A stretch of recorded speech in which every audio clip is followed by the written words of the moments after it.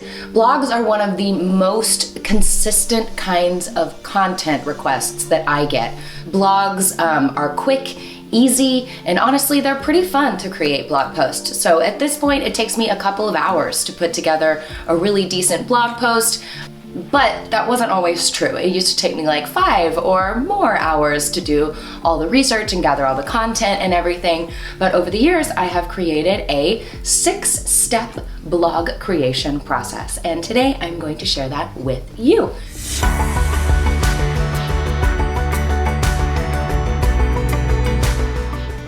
Hello everyone! Hi, my creative family, and welcome back to the Business of Storytelling.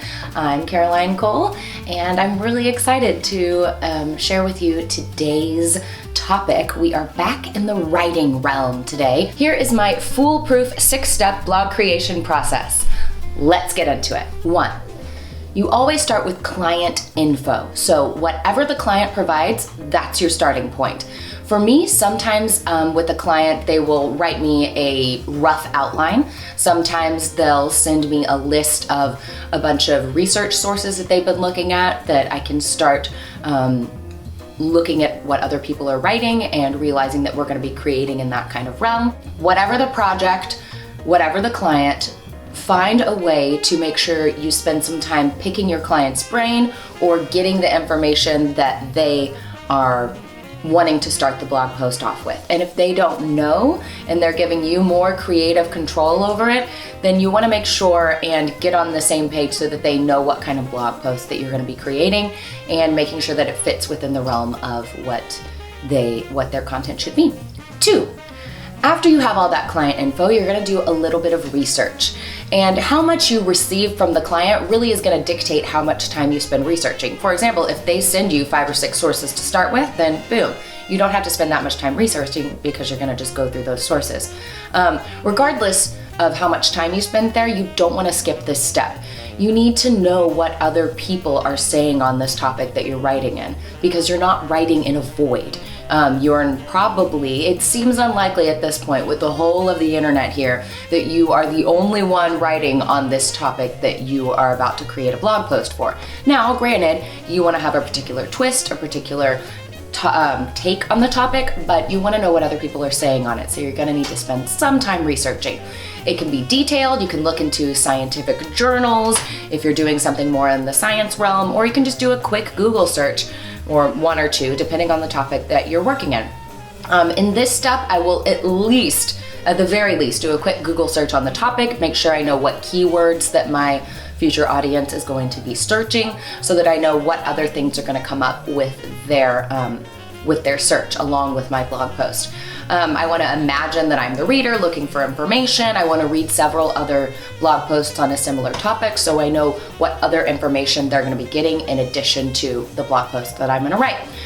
From that, often I'll pull a few relevant quotes that I feel like either strongly disagree or strongly agree with the take that I'm about to write in the blog post, and I will use those as ways to connect to the greater conversation, always citing my sources, always, always, always. You want to give credit where credit is due, and it's a way to link your blog post in to the conversation, the greater conversation that's happening on the topic. So you can say, as such and such says in this blog post, link the blog post, and that way you're weaving yourself into that greater conversation, and you're showing in your blog post that you are aware of the greater conversation that's happening, and you are not just a loner, you're actually a part of this conversation that's already going on. All right, 3. Now it's time to outline. Hey, that rhymed. Love a rhyme. Now it's time to outline. Oh, that's kind of a slant rhyme, whatever. Don't think about it. This step includes jotting down some headline options, maybe some subheaders. You might create a few lists, maybe some section titles that you're toying with. It also, for me, it includes a rough placement of those quotes that I pulled from my research earlier.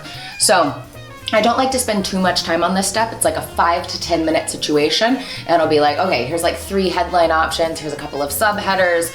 I know I might just put intro, list of 4 things I'm going to say, here's a quote I want to include, here's a quote I want to wrap up with, conclusion. And then I might have some different, like, what is this? tell me more about, and little like subheaders that might help break up the content so that it's easier for the eye to read. So I really start with a really, really rough outline once I've gotten information from the client, 1, and 2, done my research. 3, we've got that outline. 4, from that outline, you're gonna create a rough draft.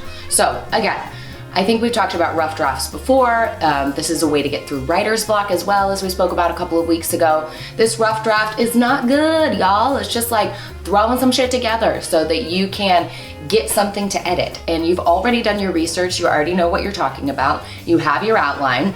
I'm gonna put this outline into a rough draft.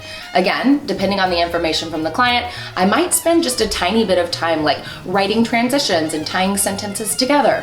Or I might need to spend the bulk of my time here crafting a story, make sure I have an intro that grabs the reader's attention, make sure I'm giving new information, and making sure I'm connecting the dots of what we're saying in regards to the larger conversation that's happening online. Step 5, take a break. Seriously, you can't just sit at I do not recommend sitting and writing from beginning to end, creating the whole blog post in one go. If you do that, you're unlikely to have the distance you need to make sure that you are editing correctly and seeing your post in the greater conversation and in the greater blogosphere. Great word, that one. You need this break to get out, take a walk, let your brain kind of work on it in the background while you're doing something else, cooking lunch, making dinner, whatever. Take a break. 6, bing, we're at the end.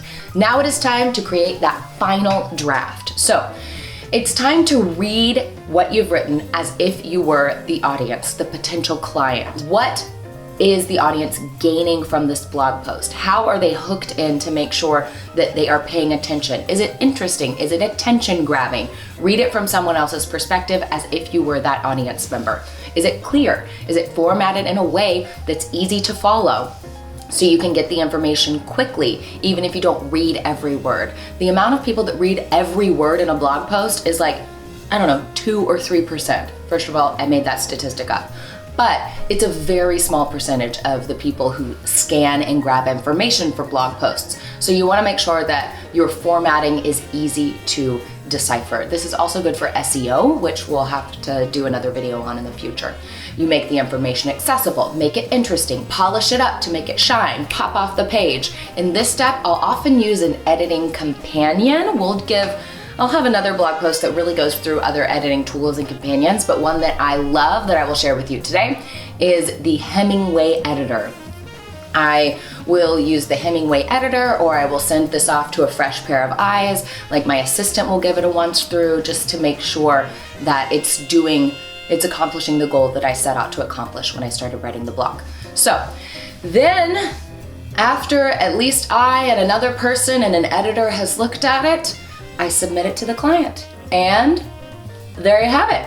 That is the 6-step blog writing process that I always use, from client convo to finished draft. It's all there. So thanks for tuning in to the Business of Storytelling this week, guys. I'm Caroline Cole. Follow me on Instagram at Caroline Cole Stories and on Twitter at C Cole Stories. I'd love to see you there. And please don't forget to like, comment, and subscribe. Bye. See you next week.